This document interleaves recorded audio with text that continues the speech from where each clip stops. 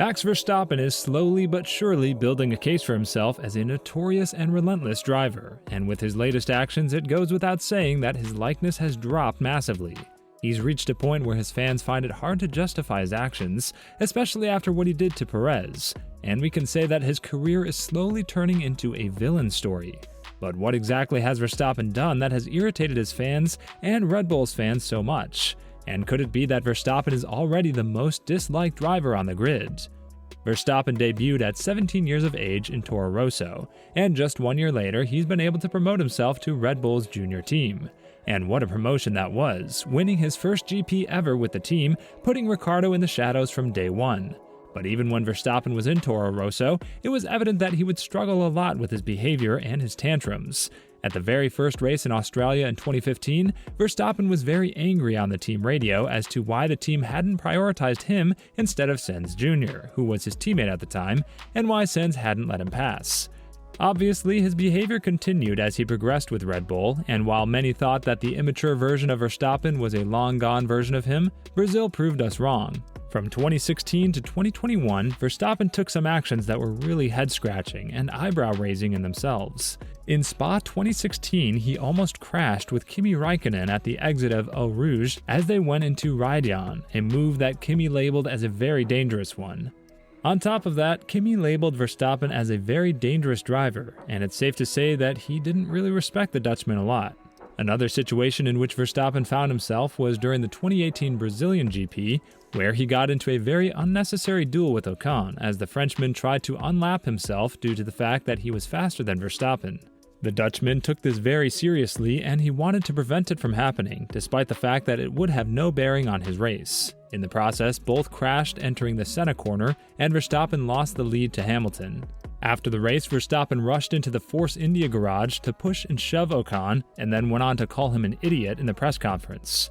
But the 2021 season has brought out the best in Verstappen, and when he sensed that he had a chance for the championship, the true colors of the Dutchman were revealed.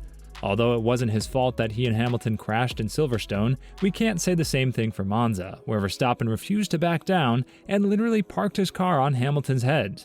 Had it not been for the halo, a system that not many drivers were keen on back in 2016, Hamilton's life wouldn't have been saved as easily as it is now.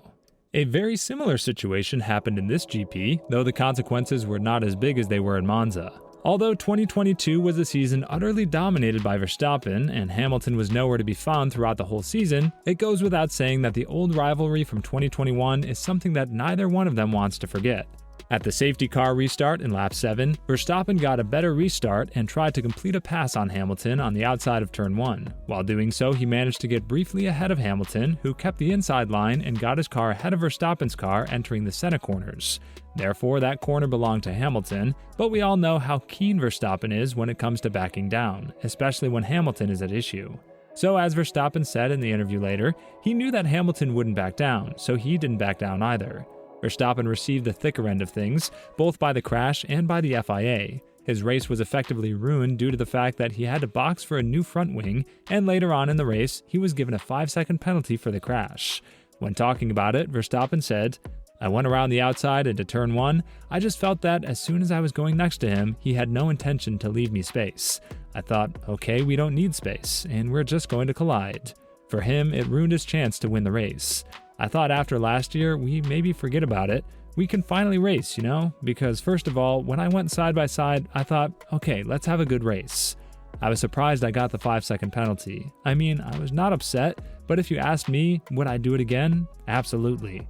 But what Verstappen did against Perez stunned not only Red Bull fans, but the entire Formula One community. To treat your teammate like you treated him in Brazil, after everything he's done for you in the past 2 years, is just straight disrespect. Nonetheless, Verstappen clearly believes that he has outgrown the team and that he can do whatever he wants because he has returned them to the top after a 7-year hiatus. When Perez's race was effectively ruined by the team's tactics and tire strategy, Verstappen was given the green light to pass him on lap 67 out of 71 in order to then proceed and pass Leclerc, who was 2 places ahead of him, just to strip more points from the Monegasque and help his teammate in the battle for P2 in the Drivers' Championship. However, Verstappen failed to pass even Alonso, who was at P5, and when he was given the order to kick back and give the spot back to Perez as the original deal stands, the Dutchman refused to do this. According to him, he has his own reasons, and they date back earlier this season. Verstappen is still very mad about Perez's actions in Monaco, where the Mexican deliberately crashed during the qualifying session just so that he could keep the P3 spot ahead of Verstappen, who was on purple sectors behind him. On top of that, Perez was prioritized with the tire strategy, and he was the one that utilized the most of Ferrari's blunders. Quite weirdly, this was the last race where we saw a competitive version of Perez, and ever since Monaco, he hasn't been himself. So could it be that Verstappen is slowly but surely turning into a villain in Formula One that no one is going to like? After what everyone saw in Brazil, it's safe to say that every F1 driver will think twice before joining Red Bull, as it's evident who's the boss there. It's never a good thing when a driver outgrows the team and thinks he's better than everybody else, but it seems like that's the story here. But according to Sky F1 and Ziggo Sports, Verstappen did the right thing, and he shouldn't have given the position back to Perez due to the fact that he already told the team that he wasn't going to do such a thing in the past. Therefore, there's no need to ask him something like that.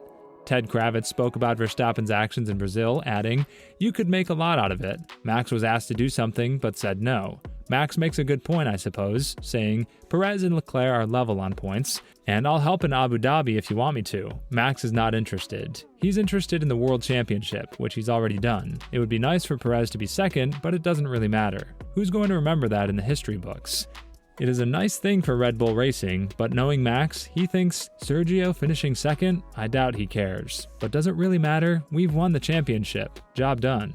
As for Ziggo Sports, Pluij, Olav Mol, and Robert Doornbos all had a conversation on Race Cafe as to whether or not Verstappen's actions were justified ones, to which they said he clearly said, "You shouldn't ask me that," in the conversation they had earlier then. That's just in the nature of the beast. Then you can say Perez helped him in Abu Dhabi, Minister of Defense. That is a second driver doing his job, and this is just the team leader, stated Robert. Olav Mol gave his share of thoughts. They asked him something they already knew the answer to. Then you go and ask it again, and you get publicly, "I am not doing that." And in the end, Pluij even condemned Red Bull as the guilty side of this story, adding, "If this is true, it's also very mean of the team. They know he doesn't do it, and then they go and ask it anyway. Maybe they didn't agree beforehand. This is what we're going to do, because the team asks it after all. If they did agree and they ask it again, then Max is right. I don't know if that is the case." With that being said, do you think that Verstappen is the current villain in F1 that everybody hates? Let us know in the comments below.